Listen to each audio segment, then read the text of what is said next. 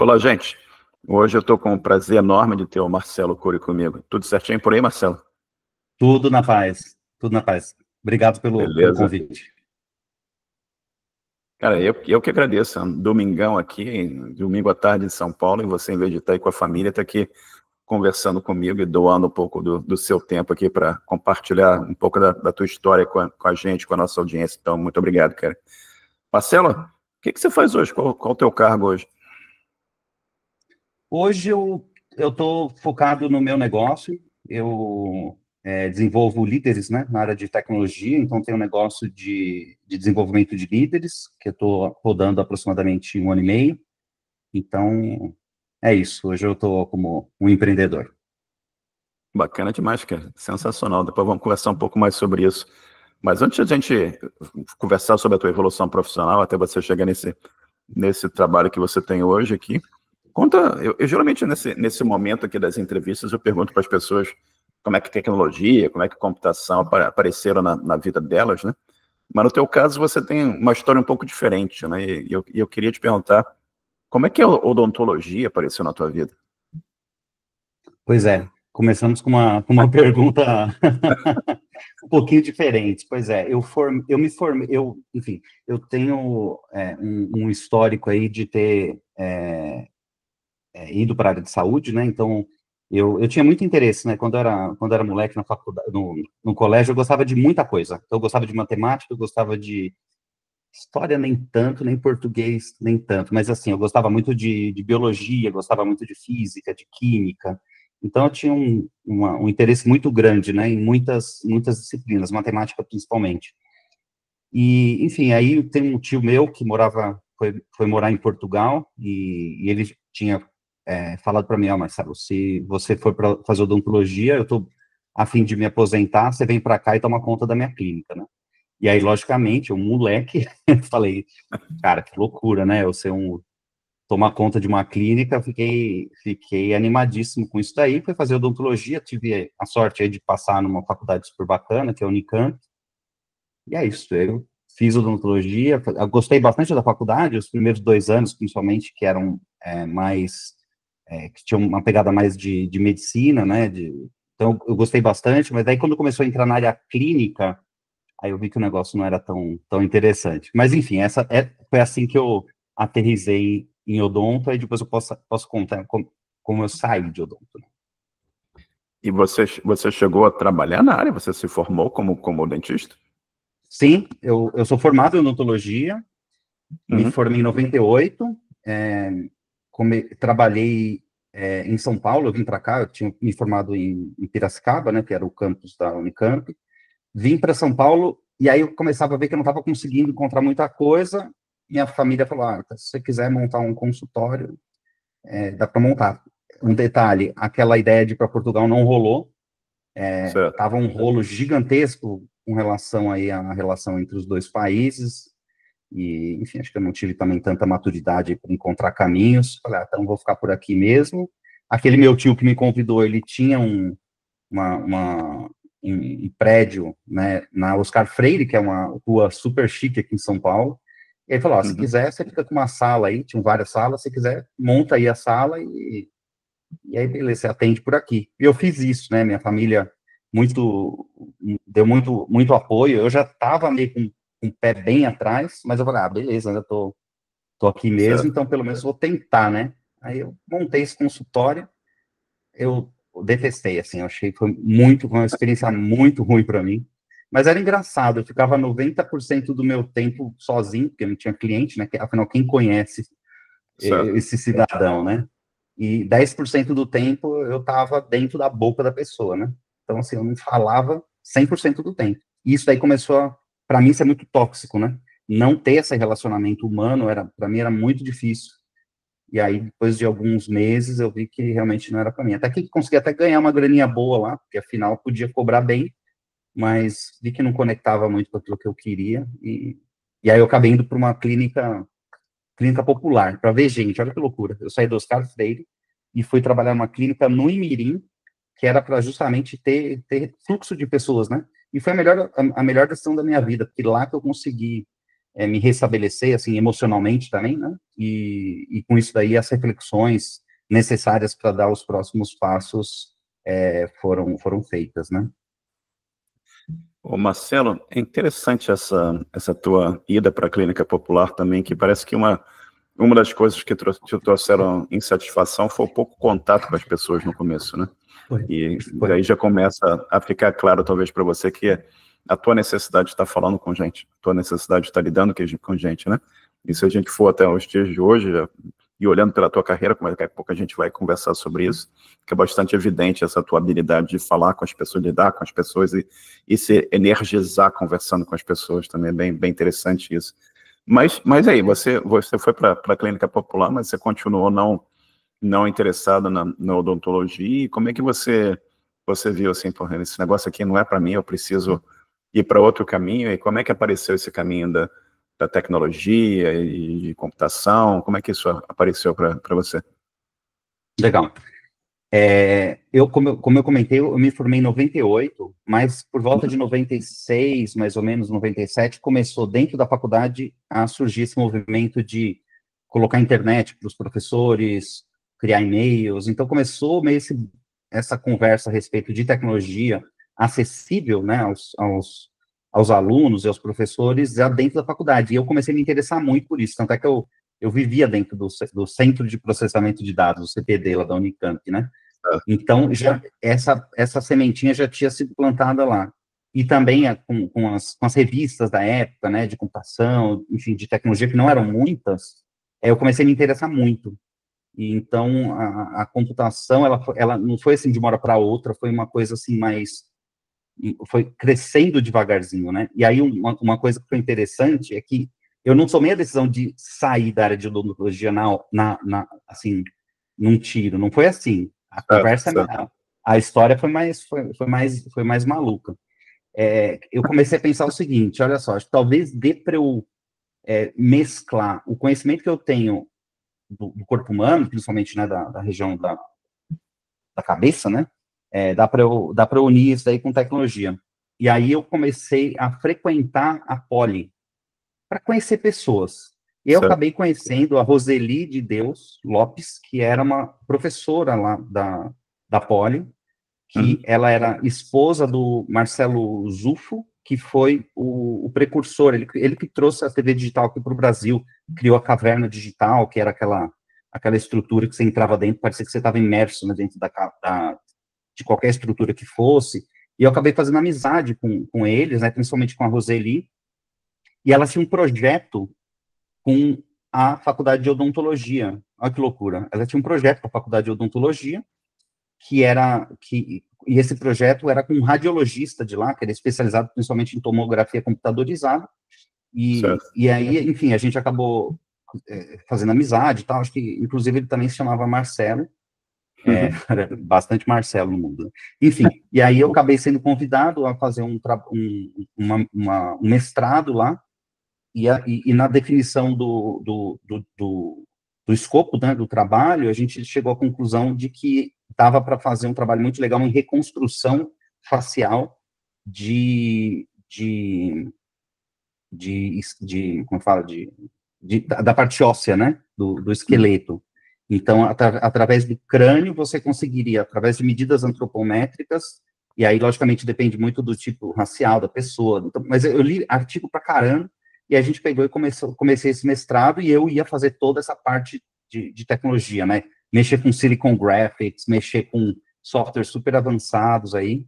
Então, eu tentei juntar o negócio, mas aí eu vi que eu estava me afundando mais e mais dentro da área de saúde, que era o que eu não queria de forma alguma. E aí, nesse momento, eu falei assim, não, chega, não dá. Aí eu larguei, inclusive foi, nossa, acho que talvez seja um dos pontos aí que eu fico com o coração meio apertado, porque eles fizeram uma força muito grande para dar certo, e aí depois eu acabei decidindo sair, né? Mas, enfim, foi isso. E aí, depois a história continua, né? E você não terminou o mestrado? Não, saí em, sei lá, 6 meses, mais ou menos. Eu percebi que realmente não era o caminho, né? Perfeito. Aí eu saí do mestrado. Perfeito. Mas é sempre interessante também, e é incrível que você está nesse caminho aqui da odontologia, mas você começa a perceber que não é para você, mas ao mesmo tempo começa a ter outro interesse aqui em paralelo, e a coisa vai indo, você tentou fazer isso aqui, mas eventualmente a coisa foi de novo abrindo aqui, e você falou para ela, deixa eu pular para esse caminho aqui. Como é que foi esse pulo para o caminho aqui, que você falou, não, chega de odontologia e vou nesse outro caminho aqui? Então, foi bem interessante, né? Porque eu comecei a pensar o seguinte, puta, acho que eu vou para a área de tecnologia de produção de modelos e de toda essa Certo. parte de computação gráfica, né? Eu comecei a me interessar pra caramba por isso aí, comecei a fazer curso de Maia, curso não, pegava tutorial e ficava estudando, né? E aí eu E comecei a me Maya é uma associar, comecei a ferramenta de animação, não é isso? isso, exatamente, modelagem, animação, renderização. E aí foi muito legal, aprendi pra caramba e tal. Mas daí eu pensei o seguinte, pô, peraí, não tem, o mercado não era uma coisa tão trivial assim de você conseguir, na época, utilizar esse tipo de tecnologia para você conseguir ter uma carreira, né? Então eu pensei o seguinte, então eu vou subir um nível, né? Então eu vou fazer o seguinte, eu vou fazer uma faculdade, e aí eu comecei a pensar, fazer uma faculdade de computação, né?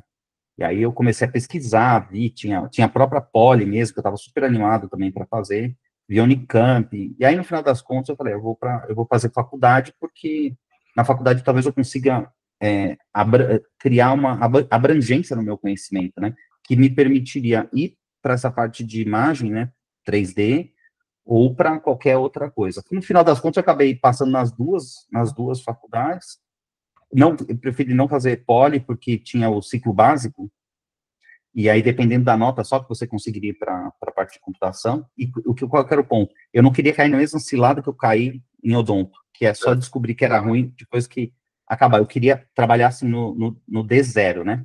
E aí, se eu trabalhasse no D0 na Poli, eu não conseguiria me. Assim, existia um risco muito grande de não conseguir me dedicar tanto a tirar uma nota boa para, com isso, daí conseguir entrar para a computação, que era super concorrido, e um risco, novamente, de uma área que eu não queria, sei lá, química, naval, sei lá. E aí eu peguei, como eu passei para a Unicamp, e eu sempre gostei muito do interior, eu fui para lá, e foi a melhor decisão que eu tomei mesmo.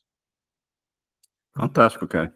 E como é que foi? Como é que evoluiu o curso da Unicamp para você? Como é que foi essa experiência? Cara, eu vou te falar um negócio, eu tinha dito que eu não acreditava que eu estava vivendo aquilo de tão legal que era. Foi muito, muito bom, assim, eu com certeza eu viveria tudo de novo. Fiz amigos, assim, o pessoal era muito gente boa, era muito legal. O curso era difícil, mas ele me instigava demais, sabe? O raciocínio, eu achava incrível, assim, por mais que depois eu acabei dando uma, mudei um pouco o foco, né, não só especificamente o desenvolvimento, eu achava o desenvolvimento de software uma coisa absolutamente encantadora, assim, sabe, eu achava muito legal. E eu comecei a perceber que eu gostava mais de matérias que estavam, que olhavam sobre um ponto de vista, um nível de abstração um pouco diferente. Tanto é que a matéria que eu mais gostava era a matéria como é que chamava? Pesquisa operacional, que fazia toda essa parte aí de Otimização, né? programação, de otimização. Eu amava essa matéria. E assim, todo mundo detestava, eu amava essa matéria porque era matéria que misturava, né, todo o conhecimento técnico, mas também num nível de abstração alto para resolver problemas complexos, né? Foi a matéria que eu mais, acho que de todas, a matéria que eu mais gostei, né? Mas é isso. Então, aí a faculdade foi realmente muito legal. Eu gostei demais, assim, do curso. Achei o curso realmente muito, muito bacana e foi isso. Sensacional, cara. E a Unicamp é um celeiro de gente bacana, né, cara? Eu já Nossa. entrevistei vários aqui, cada um mais bacana que o outro. E é muito, muito legal ver o impacto que a Unicamp teve no Brasil e pessoas que estão indo pelo mundo e trabalhando em empresas aí pelo mundo afora também. E, cara, e como é que foi a evolução aí do curso até você chegar e começar a trabalhar efetivamente na área de tecnologia?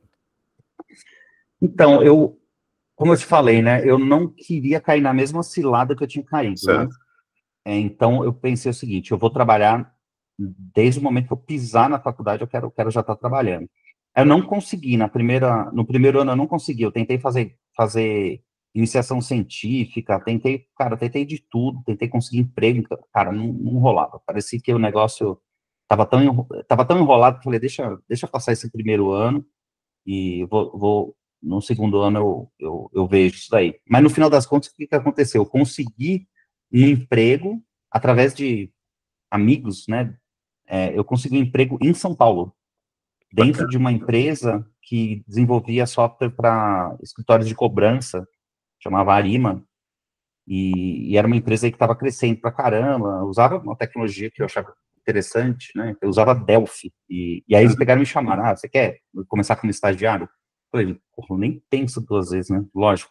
Aí foi o desafio, né? Estudar em Campinas e trabalhar em São Paulo. O que eu fiz? Eu pegava na Unicamp, na USP, você consegue concentrar todos os teus créditos em menos dias, né? Então, eu concentrei toda a minha grade acadêmica de segunda a quinta, 4 dias, e aí o dia que sobrava, seja sexta-feira, nesse caso, ou segunda-feira, que às vezes era a situação, então eu trabalhava um dia na semana, seja segunda ou sexta, e sábado e domingo. Então eu vinha para São Paulo, trabalhava, então eu consegui desde o dia, acho que comecei dia 3 de janeiro de 2003. Eu já comecei a trabalhar e nunca mais parei. Sensacional, cara. E eu acho que você é o exemplo clássico do que eu falo para as pessoas no grupo as pessoas perguntam assim, tipo, pô, como é que eu faço o curso perfeito para aprender tudo sobre computação e saber que eu vou ser 100% bem-sucedido nessa área? Infelizmente não existe esse curso, né? A coisa a vida, sem ser sendo um pouco clichê, mas tem uma estrada que você tem que percorrer. E você acha que vai chegar aqui, que você vai gostar daquilo, e você fala, ih, caramba, não gostei, eu tenho que ir para cá. E você vai para cá, aí eu tenho que voltar para cá, e para chegar lá eu vou ter que fazer esse outro caminho aqui, entendeu? Então, acho que você está o exemplo clássico do que você está descrevendo aí, do que eu falo no grupo também, bem interessante isso. Mas aí, como é que evoluiu aí na Arima? Como é que foi esse estágio? E você tá estudando ao mesmo tempo, quer dizer, Campinas, São Paulo, a vida evoluindo aí, você aprendendo cada vez mais, e como é que foi até você chegar no teu primeiro emprego, efetivamente, na área? Então, depois, na Arima eu fiquei durante, eu não tenho certeza, mas acho que coisa de 2 anos, fiz grandes amigos lá, inclusive um dos meus maiores amigos hoje, eu conheci lá, foi muito bom, porque eu comecei a ganhar um negócio que eu achei muito, que eu acho particularmente muito importante, que é a autoconfiança. Eu comecei a perceber que eu conseguia fazer coisas complexas e coisas realmente que geravam valor para os clientes, né? Eu peguei um projeto gigantesco lá e consegui tocar sozinho. Então, isso daí me deu uma fortaleza muito grande que me permitiu depois conseguir posições cada vez de maior responsabilidade, né? Depois de lá, eu fui para a Nortel, que foi o que a gente estava Exato. conversando. Fiquei durante um tempo curto na Nortel, mas foi legal porque nesse momento eu percebi que eu conseguia entrar em grandes empresas, né? Porque o que acontece? Como eu já tinha uma certa idade, eu me formei, nessa época eu estava com 26, 26, 26, por aí, 26, 27 anos, 26 anos de idade. Eu tinha muito receio de não conseguir trabalhar, eu tinha um medo muito grande, né, de, putz, né, fazer entrevista, putz, já tá velho, você já não, imagina, com 25 anos de idade, né, mas era o receio que eu tinha, né, de não conseguir entrar em nenhuma empresa por conta da questão da idade. Então, isso Certo. daí deu um sinal muito forte de que, pô, eu consigo. Aí, tudo bem, eu era com 25, Certo. 26 anos de idade, eu era estagiário na Nortel, mas tudo bem, já me deu um sinal muito forte. Aí depois eu acabei, o meu primeiro emprego, né? Eu fiz o application para um summer job dentro do Santander, que tinha um programa Bacana. era um programa para universidades de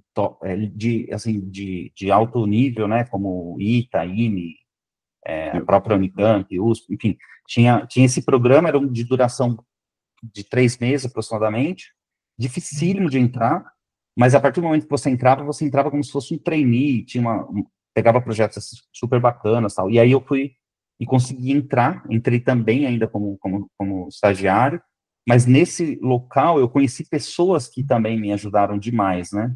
Tanto é que uma das pessoas foi o superintendente da área lá, que me apoiou muito. Infelizmente ele acabou falecendo com Hum, 47 anos de idade, que foi o Massail, que foi uma Caramba. pessoa assim que eu tenho assim, um carinho muito grande por ele, tanto que ele me ajudou e tanto que ele trouxe de palavras, né, de apoio na construção até dessa autoconfiança, né?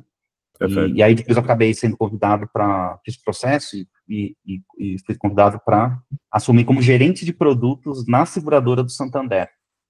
E é Incrível. aquilo lá que foi meu primeira posição, assim, de realmente empregado, e interessante que eu fui subindo em nível de abstração, né? Eu saí do código, efetivamente, e fui subindo, né? Porque eu comecei a perceber que eu gostava muito de entender os porquês das coisas, como o valor era gerado efetivamente, e aí eu acabei entrando no Santander, numa posição de gerente de produtos, cuidando do maior produto da seguradora, que representava aí coisa de 70% de todo o faturamento. Então, assim, era um negócio que tinha holofotes, 1000 holofotes em cima.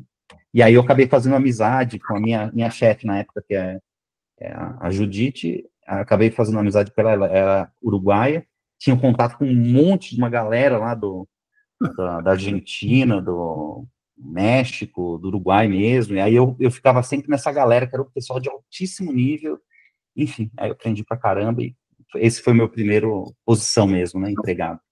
Sensacional. E, Marcelo, voltando um pouco aqui na odontologia, voltando quando você, aquele passo da sua vida que você foi para a clínica popular, que você, como a gente falou, que você percebeu ali que você tinha um interesse em lidar com gente também, aquilo também, apesar de você ter feito essa mudança de carreira, tem toda vamos dizer assim, um skill, uma habilidade, né, que você tinha, que você viu, que você gostava, que te ajudou nessa parte aqui de trabalhar com produto, né, que você tem que entender, no final das contas, o que esse produto vai ter de impacto, e você tem que conversar com um monte de gente para entender o que precisa acontecer e influenciar de uma certa forma que as coisas caminhem na direção que elas precisam caminhar, né? Bem interessante ver como é que essa coisa da odontologia, apesar de você não ter gostado da odontologia propriamente dita, tem aquele aspecto, aquela parte de lidar com gente que te ajudou aqui pela tua carreira toda, né? Mas conta um pouco para a gente, o que é ser Product Manager? Explica para nossa audiência um pouco aqui, o que é um Product Manager? Legal. Bom, acho que hoje existe uma discussão muito grande, né, de qual que é efetivamente o papel do gerente de produtos, né, Uhum. se olha para design, se coloca a mão na massa, se não coloca, enfim, acho que existe aí uma discussão que é uma discussão circunstancial, mas na minha visão existe uma discussão ou um conceito atemporal que é o gerente de produtos é o que vai encontrar a solução para um problema de um grupo de pessoas, um conjunto de pessoas, em escala. Acho que, basicamente, eu enxergo de uma maneira bem simplificada aí. Então, assim, você utiliza produtos digitais como sendo o instrumento para fazer isso daí, né? Só que para você conseguir fazer isso daí, você precisa não somente resolver o problema do cliente, mas também resolver a necessidade do negócio, porque sem que o negócio sobreviva e consiga tirar valor também, você não tem perenidade no negócio. Então, é uma solução em escala para um público que tem de verdade um problema, gerando valor para as duas pontas, gerando valor para o cliente, o usuário, né, dependendo do modelo do negócio, e gerando valor para a empresa. Então, acho que a definição mais simples, né, que pode existir é isso aí. Aí, logicamente, dependendo da época, né, como hoje a gente está vivendo uma época onde existem aí algumas ferramentas que facilitam demais, né, a execução de algumas tarefas, né, então isso daí faz com que o escopo do gerente de produtos se aumente ou diminua, dependendo daí do tipo de ferramental que é utilizado, dependendo do tipo de indústria, dependendo do tipo de foco, então tem gerente de produtos aí que olham mais do ponto de vista de experiência, que é bem isso, né? Então, você conseguir compreender o que o público precisa, né? O nicho precisa, e com isso daí entregar soluções aí que sejam utilizáveis, que gerem valor para os duas pontas e tecnicamente viável. Mas também existem os gerentes de produtos que olham mais para dentro, né? Que é o gerente de produtos mais técnico, né? Que também é uma função aí também extremamente interessante e complexa, e onde o usuário final, no final das contas, é o desenvolvedor, né? Então, Uhum. eu tive a oportunidade de viver até, de certa maneira, esses dois mundos aí, estudei um pouco sobre isso aí, então, é isso, de forma Bacana mais demais, ampla, cara. é isso. E como é que é? Eu vi que você ficou um tempo Santana para você foi 2006, 2007, né? Essa época aí. Como é que a carreira foi evoluindo? Foi passando os anos? Você foi indo para outras empresas? Outras oportunidades foram aparecendo? E conta um pouquinho para a gente. Acho que você trabalhou para Accenture também, né? Conta um pouquinho sobre essa evolução da tua carreira no momento que você entrou para essa área de produto e foi trabalhando como Solutions Manager e vários outros cargos que você teve. Perfeito, legal. Nessa época que eu estava trabalhando no Santander, eu ainda estava, eu, na verdade, tinha acabado de sair da universidade, e aí eu tinha sido picado pelo bichinho da consultoria estratégica, né? Então, foi uma época que empresas como McKinsey, BCG, Monitor Group, A.T. Kearney, Bain, estavam precisando de talentos, né, porque estavam crescendo as operações aí no Brasil, é uma época de crescimento muito acelerado, então eles precisavam de gente, de pessoas aí altamente qualificadas e enfim, interessadas em negócios, né. Então eu participei de algumas palestras dentro da Unicamp, fiquei absolutamente apaixonado pelo assunto, falei, quero ser consultor, e vou ser consultor. Fiz as provas, não conseguia passar em nada. Aí eu falei, gente do céu, eu acho que eu bati aqui no meu limite de inteligência, né? Mas eu fiquei tão cismado com o negócio que eu falei, não, eu vou passar nesse negócio de toda forma, né? Aí eu peguei e comecei a visitar, eu tinha alguns amigos que trabalhavam nessas empresas, comecei a fazer amizade com a galera que trabalhava lá. Inclusive, nessa época eu conheci hoje, que é o presidente do Mercado Livre, uma pessoa que me ajudou pra caramba, assim, me incentivar também. Enfim, aí eu criei um grupo de estudo dentro da Unicamp para estudar todo esse domínio do conhecimento que é de negócios, né? Então a gente estudava aí, eu pegava algumas apostilas aí de como fazer o crack the case, né? Que era uma das apostilas. E aí a gente ficava estudando como que você estrutura uma análise, como que você aborda, né, uma discussão e como se dá bem numa entrevista. Eu estudei o GMAT também, que também era um negócio extremamente, para mim, pelo menos, eu achei um pouco complicado, mas depois você pega o jeito, a coisa flui, né? Então, me preparei e consegui passar eu tentei uma vez, não consegui, depois eu comecei a estudar, tentei de novo, aí consegui passar na Bain, que é uma dessas grandes empresas de consultoria, e, enfim, aí inaugura-se, de fato, assim, meu pé em negócios, né? Na Bain, eu fiquei pouco tempo, menos de um ano lá, mas aí foi por uma questão mais de estilo de vida, né? Eu tava trabalhando coisa de 15 horas, 16 horas por dia, inclusive final de semana. E aí meu corpo não deu conta, eu não conseguia mais, né? Eu não sei, é minha característica pessoal, eu preciso de sono para conseguir dormir, para conseguir pensar, né? Então, a privação do sono durante alguns meses, né? Começou a afetar isso, e a minha capacidade de prestar atenção e raciocinar e de conseguir resolver os problemas aos quais eu era responsável, né?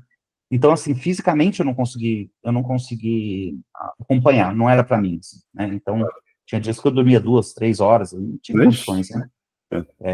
Então, aí eu peguei e falei, não, isso daqui não rola, saí e fui trabalhar numa empresa que estava crescendo muito na época, estava prestes a receber um aporte de capital do Goldman Sachs, que é Spring, hoje chama Spring Mobile, mas na época chamava Spring Wireless, que era uma empresa que estava revolucionando a operação de negócios, né, porque a gente tinha uma solução que funcionava nos Palms, na época, né, e nas diversas plataformas aí de tecnologia de smartphone. Na época estava começando o Android, o iPhone também estava bem no comecinho, então a gente oferecia, era muito legal, né, a gente tinha uma solução que ela funcionava, ela era agnóstica em termos de plataforma, então ela funcionava em Symbian, funcionava em Windows Phone, se eu não me engano, assim que chamava, funcionava em iPhone também, depois a gente acabou criando, acho que, se eu não me engano, a gente acabou criando também essa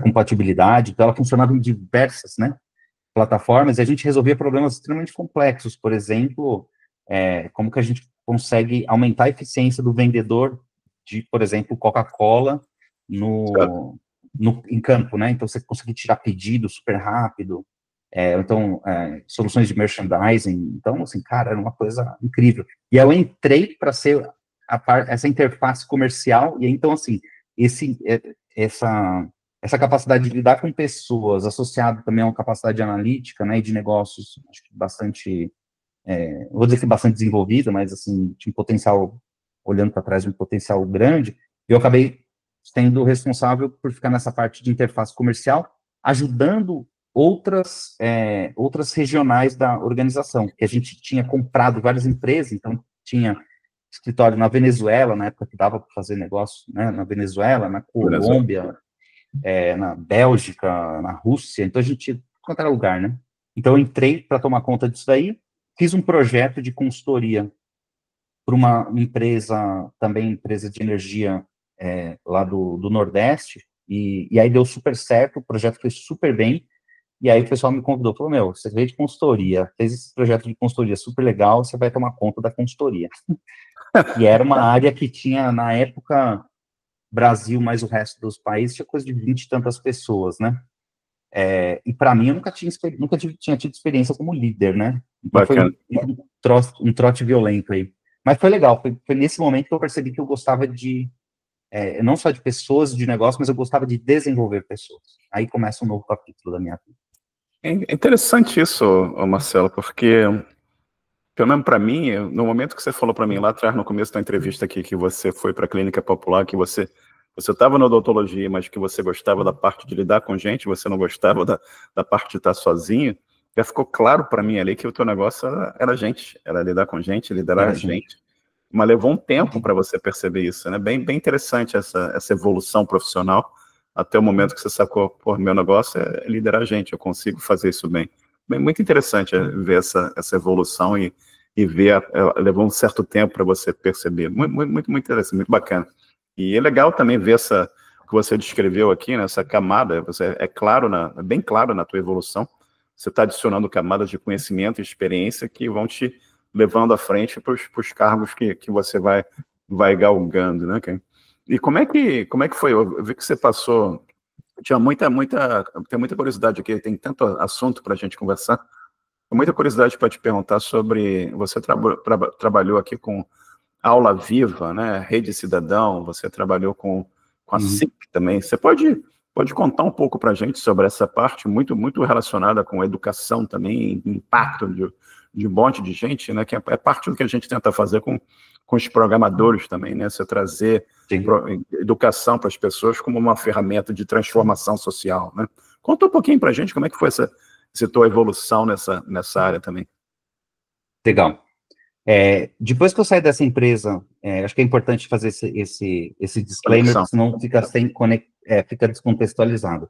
Eu tinha ainda como eu tinha tido uma experiência não muito legal, né, trabalhando na outra empresa de consultoria, eu falei, putz, eu ainda, era um assunto que eu precisava resolver, e aí eu acabei entrando na Accenture na área de estratégia, e lá eu conheci pessoas aí incríveis, tive mentores muito bacanas, depois se quiser eu posso falar sobre isso, mas aí eu fiquei durante coisa de não lembro exatamente, assim, mas é coisa de 3 anos mais ou menos, eu fiquei dentro do Accenture, mas eu comecei a perceber que eu estava meio estafado do mundo corporativo, principalmente porque consultoria é muito intenso. Sim. Então, assim, se você está dentro da indústria, talvez você demore 10, 15 anos para chegar nessa estafa, entre aspas, né?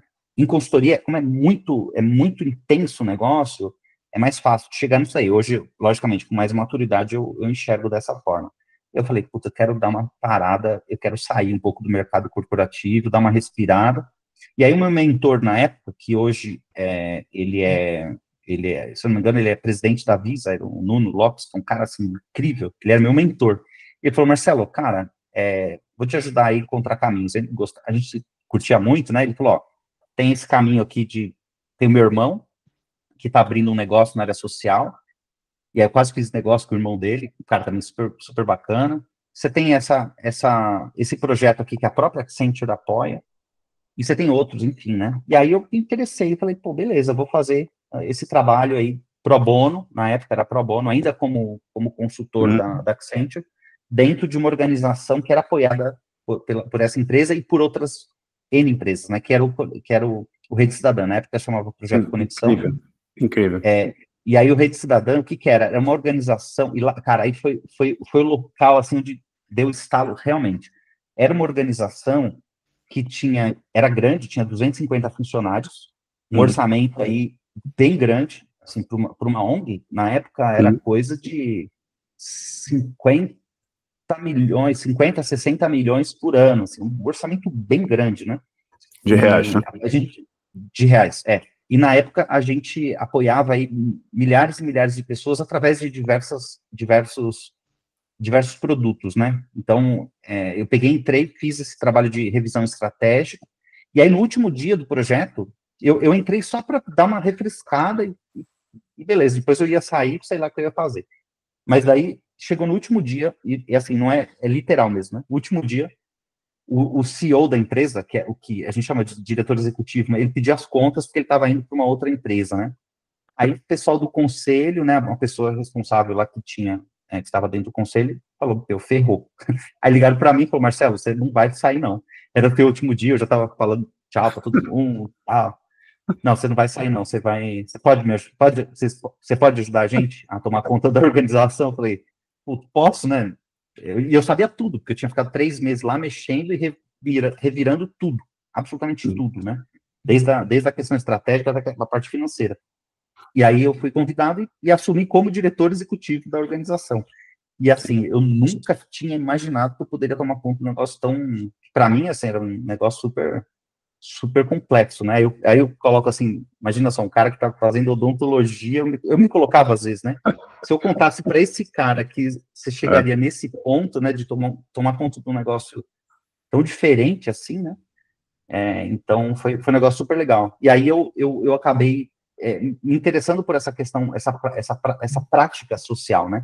E uma das vertentes dessa organização era a mentoria. Então, o que a gente fazia? A gente ajudava empreendedores que estavam começando nos seus empreendimentos, através de conexão com mentores, né? De grandes empresas, né? Então, desde CEOs de empresa até gerentes, diretores e tal.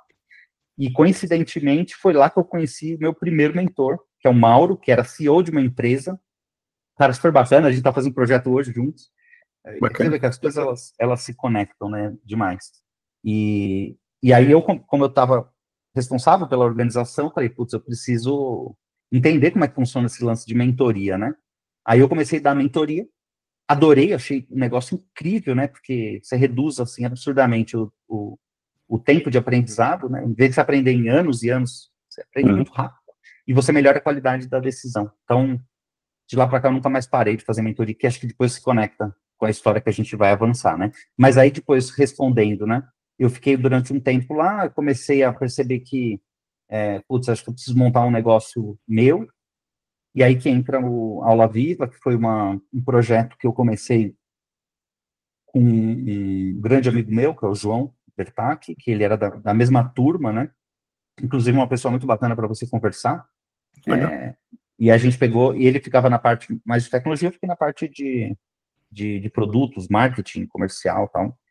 Enfim, foi um projeto que a gente fez para a área de educação, que a gente imaginava que ia revolucionar a educação aqui no país, mas acho que a gente escolheu um tema cuja complexidade, não técnica somente, mas a complexidade humana era muito grande. A área de educação, ela tem essa característica, né? Sim. Então, o negócio não rodou da maneira que a gente queria, mas a gente criou um produto, colocou dentro de escola, o negócio estava funcionando, mas, enfim, a gente não conseguia ter escala suficiente e o ciclo comercial era um ciclo de 1 ano plus, né, para você conseguir, de fato, fazer uma venda. E a gente não tinha todo esse tempo, né, e nem toda essa grana para conseguir fazer o negócio rodar, e, enfim, a gente acabou depois tomando a decisão de não seguir, mas trouxe um aprendizado, assim, gigantesco, e principalmente, acho que para mim, acho que você falou um negócio muito sábio, né, mostrou para mim, né, que essa minha habilidade de lidar com pessoas, né, e me preocupar com pessoas e desenvolver pessoas, ficou muito aflorado em mim, né, e foi necessário para que eu conseguisse dar os próximos passos. Legal, cara. E aí você foi para a SIC, foi isso? Sim. Eu entrei como gerente de produtos, depois que eu fechei o projeto, né, entrei como gerente de produtos e depois eu acabei sendo convidado aí para ser head de produtos da Cato Educação. Assim que foi um lugar muito especial, porque foi o primeiro marketplace que eu que eu trabalhei, e era um marketplace de emprego, né? Então, assim, é um job search, né? Que tinha aí um propósito muito, muito nobre, né? E foi lá que eu aprendi, assim, com muita profundidade, realmente. Eu coloquei, na verdade, em prática todo o conhecimento que eu tinha adquirido em todos esses anos ainda, lidando com pessoas, lidando com tecnologia, né? Então, foi um lugar muito especial, conheci também pessoas incríveis, que eu acabei fazendo amizade, inclusive o próprio CEO na época, depois acabou ficando amigo meu, fiz entrevistas depois com ele, né, eu tenho também um lugar onde eu faço entrevistas, só que escritas, uma pessoa que também depois eu entrevistei, outras pessoas aí que eu acabei conhecendo e que forjaram, de certa maneira, a minha maneira de pensar produtos, né, e de pensar em liderança. É isso. Aí depois teve mais coisa, mas acho que a Cato foi o lugar onde eu consegui, de fato, me enxergar realmente aí como uma pessoa que tem uma capacidade muito grande, né, de gerar valor, né, de lidar com tecnologia e lidar com pessoas, porque nesse momento eu tive que lidar com time, né, não que eu não tivesse lidado antes, mas com o time de tecnologia, para mim foi um desafio bem grande, né, porque eu tinha um time muito, muito, muito bom, muito bom. O pessoal era realmente, acho que de toda a minha experiência que eu tive, olha, dificilmente eu posso dizer que eu tive pessoas tão boas, sabe, a conjunção de pessoas tão boas dentro de um time só foi lá. E era um pessoal muito crítico. Então eu também tive que criar essa habilidade de conseguir argumentar. O nível de pensamento ele tinha que ser muito profundo, porque o time, senão eles comiam meu fígado. E é tudo gente boa pra caramba. Mas aí, foi nesse momento que eu percebi, putz, realmente, o trabalho da gestão de produtos não é somente gerar valor para o usuário, mas ele tem que gerar valor, o ganha, ganha, ganha, ganha, ganha. É ganha, ganha elevado a N, né? Porque você tem que Na gerar cadeia toda, né? na cadeia toda, porque senão não sai. Você tem que gerar valor, você tem que encontrar uma narrativa que gere valor para o teu usuário, certo? Você tem que gerar valor para a empresa, porque senão, né, se não se pagar, a coisa não tem longevidade. Você tem que gerar valor para a equipe que está trabalhando com você, porque senão ninguém trabalha em direção ao teu sonho. Você tem que gerar valor para você, senão você também não se sente engajado, né? Você pode trabalhar 1, 2, 3 meses, mas depois você já está de cabeça baixa. Então, você tem que gerar valor para muita gente, né? Foi nesse momento que eu percebi que o trabalho de gestão de produtos é um trabalho onde você realmente busca encontrar esse sweet spot, que é de realmente geração de valor, para conseguir atingir essa visão mais de longo prazo. Você lembra, você vai achar que eu estou ficando maluco, mas você lembra que você falou um momento aqui da entrevista que você gostava muito de programação linear, né? Pesquisa linear, otimização? Isso que você acabou de descrever é um modelo de otimização, né? Você tem aí a empresa com várias variáveis diferentes, e você, como gerente de produto, você tem que tentar otimizar esse modelo para entregar o valor mais alto que aquela equação vai te permitir entregar com as variáveis que você tem, né? Dentro do intervalo que elas podem. É exatamente o modelo de otimização. Mas aí, você evoluiu mais ainda na SIC e você eventualmente chegou na OLX, né? Uhum. Exatamente. Na OLX, eu entrei como... fui convidado para tomar conta de... Era uma tribo, né, que tinha aí algumas equipes, né, mas a equipe... Tinha uma equipe que mexia com localização, tinha equipe que mexia com... Como é que era? Localização e tinha... Não, era duas equipes. Agora eu fiquei em dúvida, mas era uma equipe de localização e equipe de geolocalização e equipe de busca, que era o coração da OLX, né? Imagina só, busca. Cara, o negócio era complexo, misericórdia. Eu ralava minha cabeça na guia, porque era realmente muito complexo. E não tinha como você fazer qualquer errinho, ele poderia custar muita coisa. Muito. Ia ser muito caro, né? Mas foi lá que eu conheci também. Tinha uma equipe impressionantemente boa, e foi nesse momento que eu consegui ganhar um nível de profundidade em duas pontas, né? Na ponta do conhecimento tecnológico, eu aprofundei mais ainda, né? Porque eu já tinha estudado, não falei isso aí, mas eu também como me interessava muito com machine learning, né? Eu tinha feito curso livre, né? Curso livre aí com um dos caras mais ferrados aí de machine learning na época, que acho que hoje também é o Andrew Ng, NG. Sim, é o papo do assunto. Então eu fiz o curso com ele também, foi incrível. E lá na OLX eu tive a possibilidade de encontrar essa conjunção, né, de conhecimento técnico extremamente profundo, que não dava para ter conversa fiada, era coisa lá embaixo. E também o conhecimento corporativo, a ponta foi para os dois lados, né? Então eu aprendi a tecnologia, mas não adiantava a tecnologia pela tecnologia, tem que ser a tecnologia que conecta com o resultado e o valor de negócio, né? Porque era uma organização grande, né? Então, essa conexão aí, e eu aprender a fazer isso daí foi absolutamente fundamental para eu dar o grande passo, né? Que foi depois assumir o projeto mais importante da organização dentro do ano, que inclusive foi do ano de 22, que foi o trabalho que a gente fez de de maneira bem resumida, foi uma transformação digital dentro de uma empresa digital. Né? A gente tinha aí um desafio muito grande de conseguir ter flexibilidade dentro das nossas plataformas, né? Então, o nível de complexidade era muito grande, porque a gente tinha um monolito, né? Que, assim, muitas empresas têm isso daí. E tinha um projeto muito importante da gente conseguir prover agilidade, né, para as verticais e para as equipes, entregar o máximo de valor aí para todos os envolvidos, né, que é essa função de otimização que você comentou, dentro de um prazo razoável, né, porque é muito fácil entrar dentro de uma toca do coelho dessa e ficar 5 anos. Tem que ser rápido o negócio e tem que envolver muita gente. No limite, a gente tinha aí, brincando, umas 400 pessoas aí envolvidas nesse negócio. Então, esse foi o grande projeto aí que eu junto com o diretor de tecnologia, que foi o Eduardo Massan, que depois também se tornou um grande amigo meu, também é uma pessoa incrível para você conhecer. A gente fez uma parceria muito forte e tomou conta desse projeto, que foi o projeto mais importante da organização como um todo.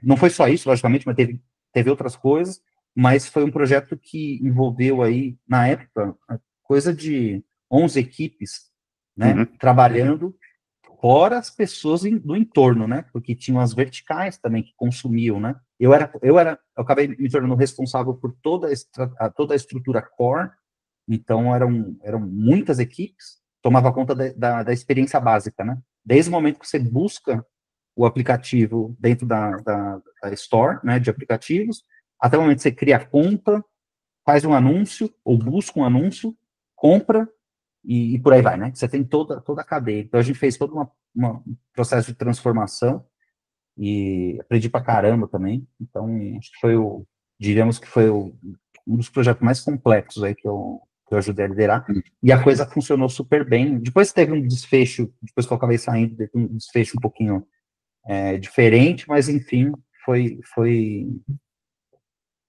o conhecimento que eu consegui adquirir nas fases anteriores da minha vida, inclusive, né, do conhecimento técnico e humano, que me permitiu fazer essa transformação tão complexa aí dentro da empresa.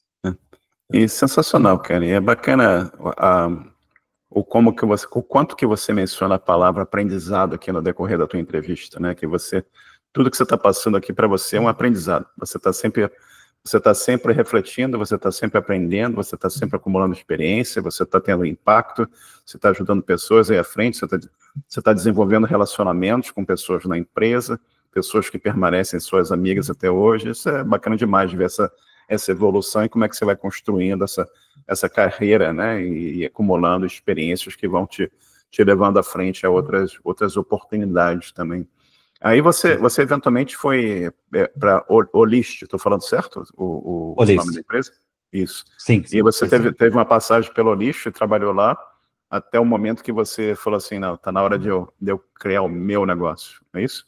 Sim. Como é que foi essa passagem pelo OLX até você chegar assim, pera lá, está no momento aqui de eu criar o meu negócio e novamente fazer eu não gosto muito dessa expressão de pivot, eu não gosto das coisas de pivotar, que eu acho meio confuso isso, mas uma transformação, né? Você olhou assim e falou, pô, tá na hora a estrada está aqui, eu estou indo nesse caminho, eu estou sendo bastante bem sucedido, eu estou trabalhando com imensos projetos, imensas organizações e pessoas bacanas, corporações bacanas, mas está na hora de eu fazer outra curva na estrada aqui para um outro caminho. Como é que foi isso para você?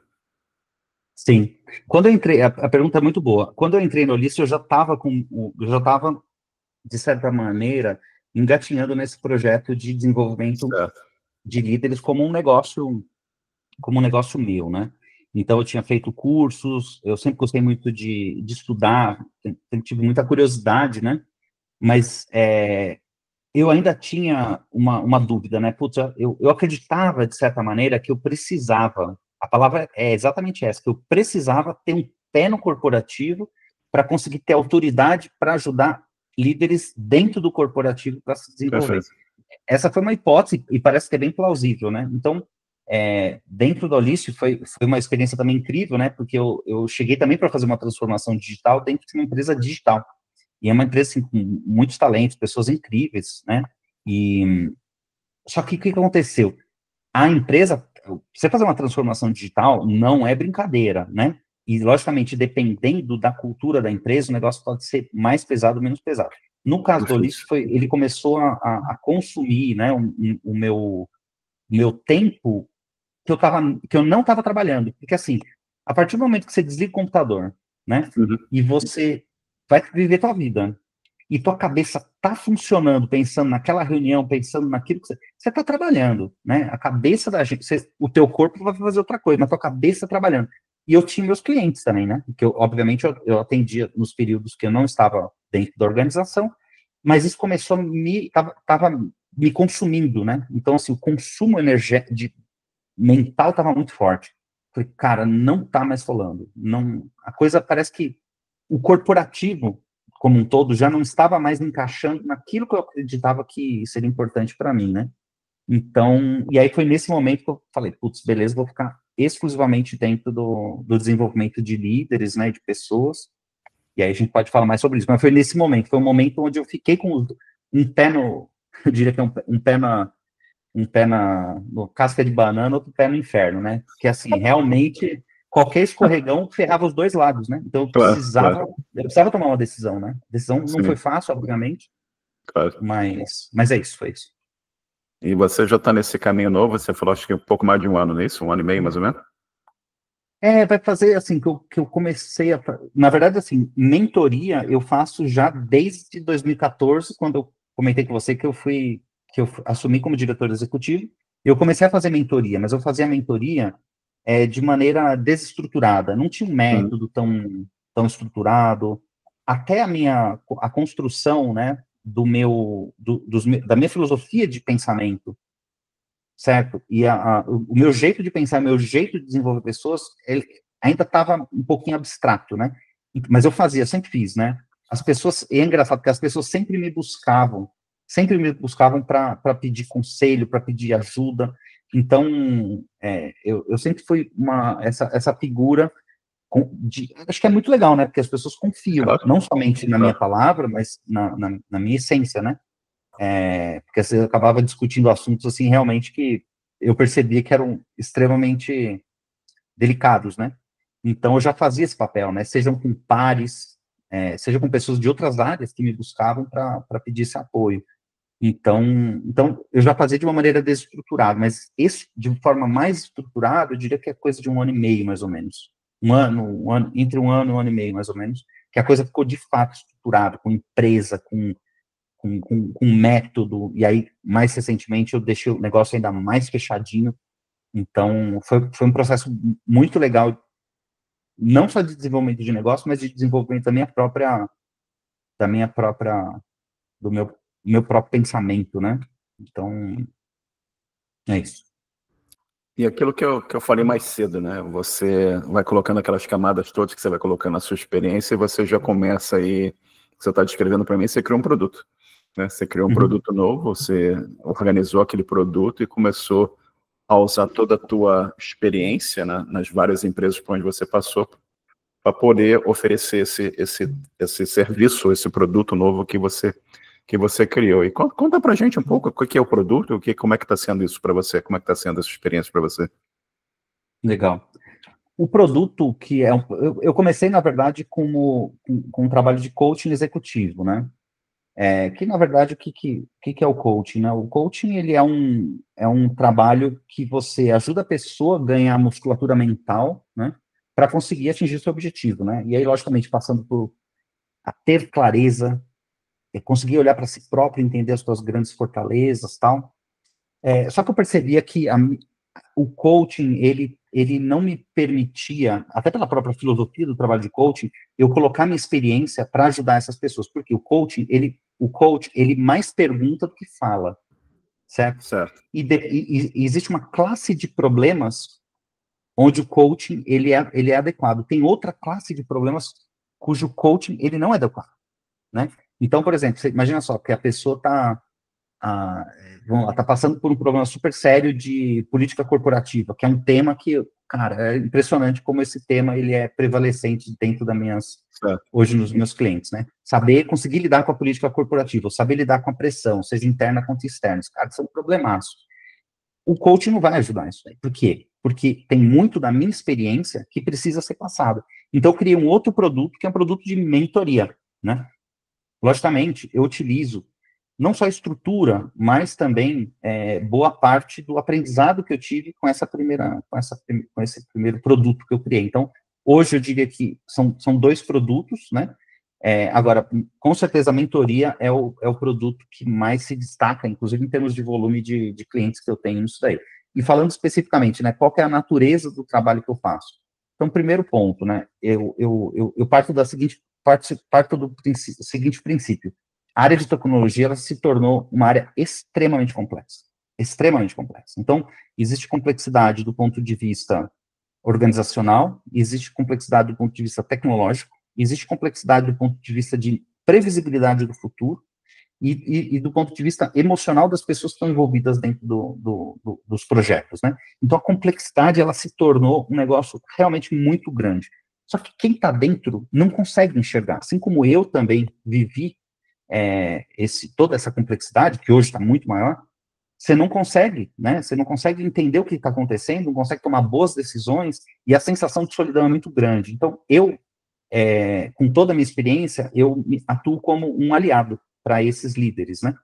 Então, hoje, o que eu faço? Eu atuo especificamente dentro da área de tecnologia, que é a área que eu conheço. Eu até tentei fazer para outras áreas, mas eu percebi que realmente o que eu mais conheço mesmo é a área de tecnologia. E eu não limito a senioridade. Por quê? Porque eu atendo a pessoa, não atendo a cadeira. Agora, o que tem acontecido? Tem acontecido que, cada vez mais, eu tenho tido clientes mais sêniores. Por quê? Porque a natureza do problema que eu ajudo a resolver não é perceptível ou não é dolorido o suficiente para justificar um investimento como esse, né? Então, pessoas mais júniores, eu tenho algumas pessoas, né? Mas a maior parte, sem dúvida nenhuma, são pessoas extremamente sêniores, extremamente experientes. Tem pessoas, assim, que assim, eu admiro demais, que são clientes meus, mas que não conseguem esse tipo de apoio de outra forma. Então, eu diria que hoje eu tenho um produto, acho que eu posso dizer com bastante tranquilidade, que é um produto único. Eu confesso que eu não conheço quase nenhuma pessoa que faz o trabalho que é o trabalho que eu faço, né? E aí, mais recentemente, até para poder solidificar o meu posicionamento, eu acabei escrevendo um livro, né, que sintetiza, de certa maneira, a forma com que eu penso, e é só um primeiro passo, né? Porque vai ter muita coisa ainda mais para ser feita. Mas, de forma resumida, espero ter respondido Claro, bem. claro. E bacana demais, cara. Eu ainda consigo aqui, na minha cabeça, ver aquele primeiro passo que você tomou lá atrás na sua carreira, que você falou assim, eu vou lá para a clínica popular, ajudar as pessoas, orientar as pessoas e trabalhar com as pessoas. Lá começou a sua semente. Depois já começou mais lá para trás, mas ali eu consigo ver um momento já de transformação que levou a você se preparar e estar onde você está hoje. É bacana demais isso, cara. O Marcelo, uma coisa que todo mundo está falando hoje é AI, né? E você, com a tua experiência em empresa, tecnologia, produto, organizações, pessoas e tudo mais, como é que você está vendo a introdução da AI? Como é que você está vendo a evolução nisso? E como é que você vê o impacto dela no dia a dia? O que você acha que está acontecendo ou vai acontecer ainda nessa área? Perfeito. Olha só, hoje, assim, hoje ficou mais evidente que tem AI naquilo que a gente consome, né? A inteligência artificial não é uma coisa nova, né? Como todo mundo aqui de tecnologia sabe, é um negócio que já vem já de bom tempo. Agora, inteligência artificial generativa é um negócio que é mais, assim, que acabou se popularizando dentro desse span aí de, sei lá, 2, 3 anos, né? Então, assim, inteligência artificial acabou sendo incorporado dentro do dia a dia, né, das pessoas, nas suas vidas pessoais, e também no trabalho, de maneira, assim, como talvez a gente nunca tenha visto, né? Então, assim, o que eu vejo foi explosivo, né? E sim, eu enxergo que tem ajudado demais as pessoas ajudar as pessoas na estruturação do seu dia, na resolução de problemas aí que são talvez mais automatizáveis, né?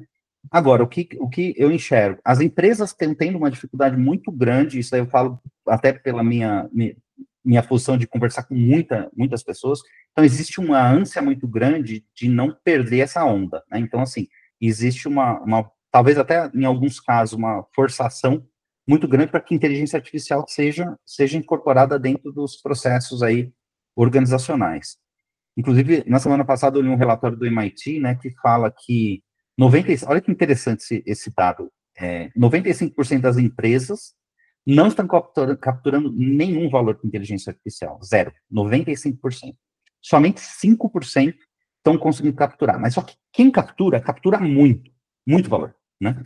E uma outra coisa que é super importante, boa parte do investimento de inteligência artificial é dedicado, coisa de 70%, é dedicado para vendas e marketing. Mas onde se captura o maior valor, onde o ROI é maior, é no back-office, ou seja, atendimento a cliente, trabalhos repetitivos, ou seja, administrativos, né, como, por exemplo, revisão de contrato, organização, né, dessa parte financeira, enfim, e engenharia. E aí que o bicho pega, né? A engenharia está sendo muito impactada. Então, o que eu consigo enxergar aqui? Por mais que as pessoas tenham um interesse, logicamente, toda empresa quer ganhar eficiência, né, seja aumentando receita quanto diminuindo o custo. Mas existe um componente emocional aí muito grande que não está ajudando muito nessa tomada de decisão. Então hoje está sendo investido onde não gera valor. Porque a inteligência artificial ainda não chegou no nível de... Aí é o Marcelo falando, meu CPF, né? Eu estou construindo em cima desse raciocínio que o próprio relatório criou. Na minha visão, a inteligência artificial ainda não chegou num nível de desenvolvimento, de evolução, vamos falar, a ponto de você, de fato, conseguir gerar valor nessas interfaces mais humanas. Agora, do ponto de vista de automação de funções, sim, aí com certeza existe um espaço super bacana. Agora, você pergunta para mim, qual que é o grande limitador? Né? O que limita? Ele tem diversas limitações. Uma limitação que é super clara é a questão de nível de aprendizado e retenção de memória. Coisa que esses sistemas agênticos, ele vai, de certa maneira, resolver. Mas a gente está, de certa maneira, engatinhando. Assim, então, de forma geral, acho que a gente está... É um primeiro passo, logicamente.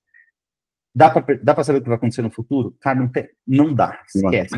Assim, eu nem dou pitaco, porque eu acho que eu vou errar, assim, eu vou ter vergonha de ver essa conversa daqui um ano. Mas o que eu acredito de fato que vai acontecer é que, claro, uma popularização, né, e uma democratização da tecnologia, o que vai abrir espaço para a criação de novos produtos, mas também, então, assim, do ponto de vista de largura, né, ou seja, vai haver uma popularização e abrir espaço para pessoas que no passado não conseguiriam desenvolver um aplicativo, desenvolver tecnologia, entrarem, né, e conseguirem de fato fazer. Mas, por outro lado, vai ter uma concentração dos vencedores em poucos. Poucos vão ser os vencedores. Isso eu acredito. Então, a distância entre quem ganha e quem perde vai ser cada vez maior, né? Muito interessante isso também, cara. O que eu quero ver, a gente falou sobre limitadores também, hoje você tem grandes players, né? Você tem os de sempre, né? Quer dizer, a OpenAI, de uma certa forma, é um player totalmente novo nesse mercado, mas você tem a AWS, a Amazon, com seus modelos, com sua capacidade de processamento enorme por cloud computing e tudo mais que eles têm, Google, né, Microsoft, mas o próprio Facebook e outras empresas da China, Alibaba e outros também com um poder computacional grande. Mas o que eu quero ver é uma democratização maior e menos dependência, e você ter que ter uma assinatura com a OpenAI que vai te custar X dinheiros, né? Você já tem coisas como o Llama, que te permitem rodar um modelo... Open source, né? Exato. E permite rodar um modelo local, né? Reduz aquela dependência de você ter que ter um API rodando na OpenAI, o que seja, para você fazer alguma coisa, mas requer muito hardware local, né? E fica ainda lento. Eu acho que no momento que você conseguir ter...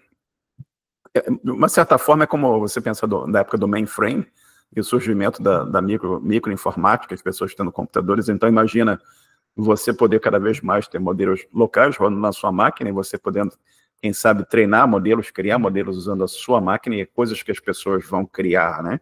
E vai explodir coisa para todo lado. Mas, sim, vai ser interessante ver o que vai acontecer. Eu também acredito que vai haver uma consolidação, né? Que tem tantas ferramentas, tantas coisas. E interessante. Vamos ver se isso ajuda mais as pessoas do que prejudica também, né? Que é uma preocupação. Muita gente prevê o fim do mundo e tal, mas, enfim, tem um monte de profetas e a gente não prevê o futuro. A gente consegue prever o passado, o futuro é mais difícil. E por falar nisso, cara, olhando para trás, falar no passado, né? Se você voltar lá para o comecinho da tua carreira, tem alguma coisa que tu acha que tu teria feito diferente? Olha, essa pergunta é uma pergunta interessante, assim, se eu tiver... Deixa eu ver se faz sentido esse esclarecimento. Você está me perguntando se eu tivesse o conhecimento que eu tenho hoje, o que eu teria feito diferente? Uhum. Cara, acho que eu teria feito muita coisa diferente. Primeiro, obviamente, em primeiro lugar, acho que eu não teria logicamente feito odontologia, porque isso daí, para mim, acho que adicionou pouco, logicamente, quando a gente olha para a história, eu acho que a odontologia é uma peça que poderia ser tirada e o motor ele continuaria fazendo sentido, funcionando. Eu com certeza faria engenharia de computação de novo, porque eu realmente adorei o curso. Eu gosto muito de... Você sabe que na época que eu estava entre dúvida entre fazer engenharia, na verdade dúvida, né? Essa reflexão, né? Eu cheguei a pensar em fazer psiquiatria, porque eu acho que psiquiatria ajuda a mergulhar, né, no nível de conhecimento da físico e talvez até da alma, né? Então, eu acho que eu faria engenharia de computação novamente, mas eu confesso que eu ainda ficaria com dúvida, sabia? Se eu faria medicina para fazer psiquiatria. Agora, eu acho que se eu tirasse, por mais que, pela lógica, tirar odontologia foi um negócio que não fez sentido para mim, né? Se eu tirasse... Tudo foi perfeito do jeito que foi, sabe? Eu acho que foi necessário eu ter passado por isso. Se eu tirasse, talvez a minha história não tivesse sido tão forte para mim, né? Então... Essa pergunta é uma pergunta muito interessante ver as respostas, sabe? Porque eu acho que tem aquela coisa também do efeito borboleta, né? Acho que você pode achar que a odontologia te atrapalhou de alguma certa forma, talvez você tenha perdido tempo ali, mas eu não sei. De repente aquilo formou alguma coisa em você, ou criou um desejo, ou aquela coisa que você foi para a clínica popular, eu continuo falando disso, acho que aquilo ali já foi algo que te colocou nesse caminho que você vem aí até hoje, né? É sempre interessante. Sim. De uma certa forma, você tipo que respondeu a minha próxima pergunta, que eu ia perguntar o seguinte: se você não tivesse trabalhado com nada disso aí, o que você acha que você estaria fazendo hoje? Você acha que você estaria trabalhando com psiquiatria? O que você gosta, assim, que você fala? Pô, se eu não tivesse feito nada do que eu falei para o Marcelo aqui na última hora, eu acho que eu estaria fazendo essa outra coisa aqui hoje. Já pensou sobre isso? Sim. Olha só, eu não sei se vale essa resposta, né? Mas não sei se é um hack. Eu não sei se eu vou fazer um hack aqui. Mas eu acho que talvez um caminho, acho que bastante plausível teria sido feito, teria sido feito medicina e ido para psiquiatria, sim. Mas para chegar, isso que é o louco, né? Para chegar talvez no mesmo ponto que eu estou hoje, que é lidar com pessoas e ajudar as pessoas a lidarem com seus dramas, né? É que no meu caso, a tecnologia, ela acaba sendo um recorte da realidade, por conta da minha experiência, né? Mas no limite, na prática, eu poderia ajudar pessoas que estão fora, né? Agora, conhecer a tecnologia me permite, me dá autoridade e me dá conhecimento dos dramas Perfeito. próprios, né? Então, é isso. Marcelo, como eu falei para você lá no grupo dos programadores, a gente tem 4.000 pessoas, né? Com as perguntas mais diversas possíveis e imagináveis. E o pessoal perguntando, pô, como é que eu começo nessa área de tecnologia? Será que isso é para mim? Não é para mim? Que faculdade que eu faço? Será que tem um caminho certo para o sucesso na vida? E será que essa linguagem é para mim? O que eu aprendo? Como é que eu aprendo? Eu não sei aprender, como é que eu aprendo a aprender? E o que você recomendaria para essas pessoas que estão nessa fase da vida de tentar se encontrar, tentar entender se tecnologia é para elas ou não é? O que você recomenda para essas pessoas no geral? Tá. Eu vou dar uma resposta que talvez até seja um pouco monótona para quem me conhece. Eu acredito fundamentalmente na importância do relacionamento com outras pessoas. Por que eu digo isso daí? A área de tecnologia é uma área extremamente complexa para quem está em tecnologia. Você imagina só para quem está entrando. Claro. Praticamente, o nível de complexidade ele talvez seja tão grande que os desconhecidos tomem parte da maioria do que é possível, né, do espaço, da dimensão aí possível de discussão. Então, com certeza, seria a dica, a sugestão mais forte que eu posso dar. Converse com pessoas. A pior coisa na minha visão, né? A pior coisa que eu acho que pode existir é você entrar dentro de um quarto, pegar seu saquinho de Doritos e de Coca-Cola e ficar estudando uma linguagem só e vai na profundidade. Não estou falando que não tenha que fazer isso, tá? Em algum momento vai ter que fazer isso, vai ter que sujar a mão de barro. Mas é importante conhecer outras pessoas, porque no final do dia a gente não foi feito para viver sozinho, né? É minha crença, né? A gente é feito para viver conectado, né? Então, assim, tem muito conhecimento que através de uma conversa de 15, 20 minutos, uma hora com outra pessoa vai te expandir enormemente a tua consciência, né? Então, acho que essa daí talvez seja a dica mais importante, é conhecer pessoas, né? Perfeito. Excelente dica.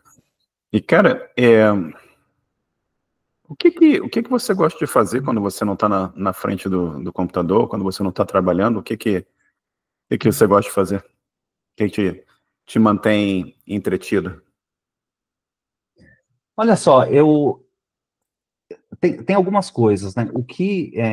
Uma coisa que a gente acabou não falando nessa conversa, né? Foi de um tema que eu acho que talvez seja um pouco, como eu diria, pouco aceito, talvez, dentro da área de tecnologia, que é a questão de espiritualização, né? Eu sou uma pessoa, até 2 anos atrás eu era ateu, daqueles que eu ouvia falar a palavra Deus, eu virava um baiacu, de verdade. Então, eu era bastante reticente a isso aí, mas eu passei algumas situações na minha vida, né?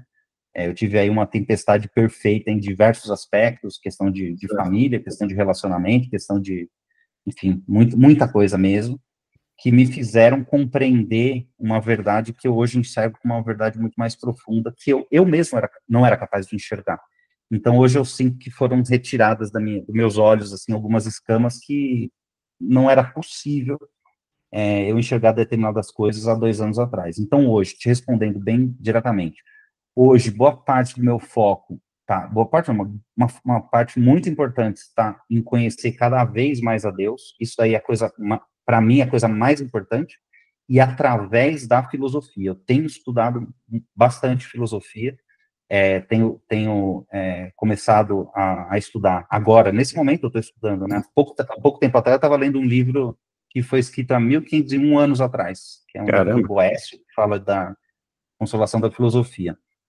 Então, e assim, a quantidade de conhecimento e a atualidade das discussões é uma coisa assustadora.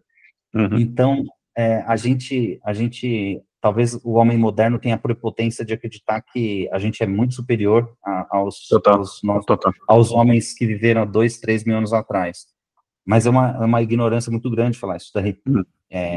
Mesmo porque a gente não estuda quando a gente vai na escola, a gente não estuda todo o conhecimento que foi gerado lá no passado. Então, eu acho que a gente vive uma ilusão muito grande hoje, né? A gente acha que pela tecnologia que existe, a gente, na prática, tem um nível de superioridade moral maior do que existia no passado, coisa que é uma inverdade muito grande.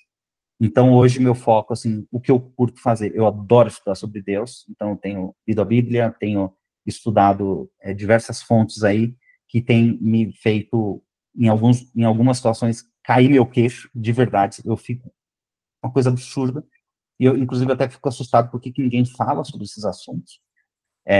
E o segundo ponto, acho que é filosofia, que é uma coisa que eu tenho começado a estudar e tenho me apaixonado. E, logicamente, eu tenho minha filha, que tem 11 anos, e quando ela tá comigo, a gente se diverte pra caramba, e é isso. Desenha Bob Goods, e brinca, e conversa pra caramba. Então é isso. Sensacional.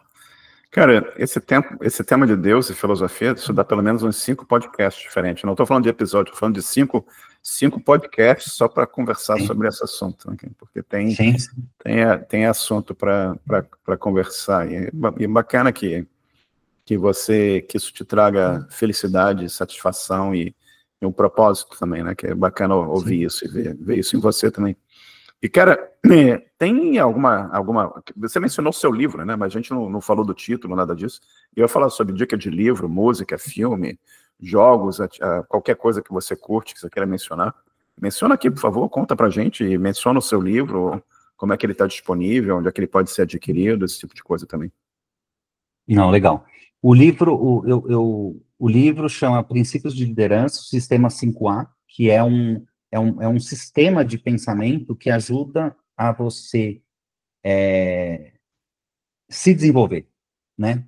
Como pessoa e, em última instância, como líder. Eu chamo de princípio de liderança porque, no final do dia, a liderança é a parte através da liderança de si próprio, né? De você conseguir tomar controle da sua vida, por mais que a gente não tenha controle de maior parte, mas tomar responsabilidade para si próprio, né? Então, são 5 princípios, né, que estão organizados de uma maneira, inclusive, espacial, e é muito louco, né? Eu escrevi esse livro, eu nunca falei para ninguém isso aí, mas eu escrevi esse livro depois, eu escrevi esse livro ao lado da minha mãe, que estava falecendo, ela estava com câncer, há pouco tempo atrás, inclusive, eu escrevi esse livro no hospital. Caramba. Obrigado. Eu escrevi esse livro no hospital, ao lado da minha mãe, poucos dias antes dela falecer. Então, foi um livro onde já estava com um nível de espiritualização muito grande, um nível de sensibilidade, né, às questões humanas muito, muito profundas, né? Então é isso, é um livro que tem me ajudado muito a conseguir colocar ordem na minha própria vida, né? E isso daí, logicamente, também tem ajudado aí outras pessoas a conseguirem se desenvolver como líderes, né? E a tese central do meu livro é que grandes líderes são aqueles que buscam gerar valor sem esperar nada em troca. Mas aí que tá o grande turning point. É gerado muito valor. Só que você não se apoia no sistema de incentivo de ficar esperando algo em troca. Então, essa daí é a minha tese central, e tem toda a argumentação dentro do livro. Outros livros, acho que tem um livro que eu posso citar, que acho que está muito conectado com essa questão essa dica que você tinha pedido, né? Qual a dica que eu dou para uma pessoa que está começando na área de tecnologia e tal, que é conhecer gente. Mas aí, normalmente, existe uma barreira muito grande, né? Putz, como é que eu faço? Aí começa, um Everest que você tem que atravessar e não consegue, né? Aí tem um livro que normalmente eu indico para os meus clientes, enfim, para as pessoas aqui, que é um livro do Dale Carnegie, que é Como Fazer Amigos para Influenciar Pessoas. O título é um horror, que parece livro... Nossa, o título é um terror, eu acho horrível. Mas o livro, ele é muito profundo. Ele é realmente muito profundo. Há pouco tempo eu descobri que grandes empreendedores, empreendedores realmente muito, muito top, utilizam esse livro como livro de cabeceira, né? Então, acho que é o livro que eu Com certeza eu diria que é um must read aí para qualquer pessoa, nem que esteja começando, para absolutamente qualquer pessoa, importantíssimo ler esse livro. Entender o que que faz, né, as pessoas se conectarem de fato. Então, acho que é super, super mão na massa essa sugestão. Bacana demais, cara. E obrigado pelas dicas todas. E, Marcelo, a gente está aqui quase 1h15, né? Que acho que a gente estourou aqui em 5 minutos o tempo que eu previ que a gente ia fazer aqui. Não estou tão mal assim de previsão. Para quem quiser acompanhar o seu trabalho, trocar ideia, você quer divulgar aqui rede social, LinkedIn, website, qualquer outra coisa que você gostaria de divulgar? Legal, legal. Eu sou basicamente mais ativo no LinkedIn, que é a minha rede onde eu tenho a maior parte da minha atenção, né? Então é marcelo.curi, aí depois se quiser colocar na descrição do vídeo, marcelo.curi no LinkedIn, tem meu site que é marcelocuri.com, então lá também tem bastante conteúdo lá para entender um pouquinho minha abordagem. E o meu livro está no próprio LinkedIn, você tem um botãozinho lá de baixar. Eu tomei a decisão, até para ser congruente com a minha filosofia, eu decidi deixar esse livro gratuito, né? Então, você pode baixar gratuitamente como PDF, aí se quiser pelo Kindle e tiver o Unlimited, ele vem de graça. Então, é uma decisão aí que eu tomei. Então, o PDF, ele é totalmente de graça mesmo, então, conteúdo totalmente entregue. Bacana demais, cara. E, Marcelo, obrigado aí novamente por você tirar uma parte do seu domingo à tarde, né? Você está com a sua família aí, descansando, passeando e aproveitando um pouco aí São Paulo. Você passou aqui um tempo comigo, me brindando aqui, me dando presente dessa conversa maravilhosa que a gente teve.